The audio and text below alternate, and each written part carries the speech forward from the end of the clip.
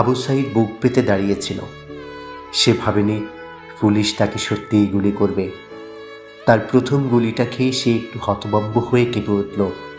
তার বিশ্বাস হলো না ওই প্রান্তের পুলিশ তার মতোই বাংলায় কথা বলে, তার মতো দুবেলা ভাত খায়, একই মাটির গন্ধ গায়ে।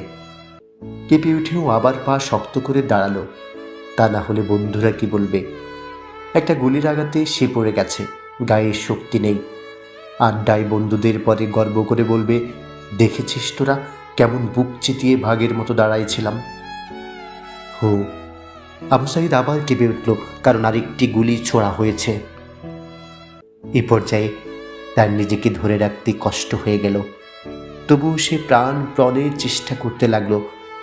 তার রোগা পাতলা বাঙাল অপুষ্ট শরীরে এত শক্তি কোনো কালেই ছিল না।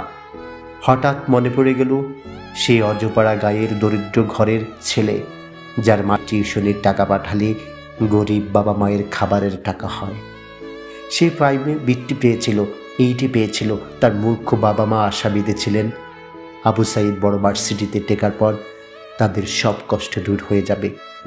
বোনটা শেষবার আদর করে কি বলেছিলেন সেটাও বোধ করে মনে পড়ে গেল। আবু সাঈদের ঘরে ফেরার কথা ছিল রাত 10টায়। 10টা কি বেজে গেছে?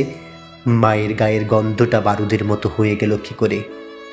এমন একজন সূর্য সন্তানকে খুন করলে এমন একজন সন্তান কত হাজার বছর পর পর একবার জন্ম নেয়। তুমি জানো, প্রচণ্ড মেধাবী নির্ভীক এক সন্তান বুকের পাঁজরের তাজা রক্ত ঢেলে চিরতরে চলে গেল।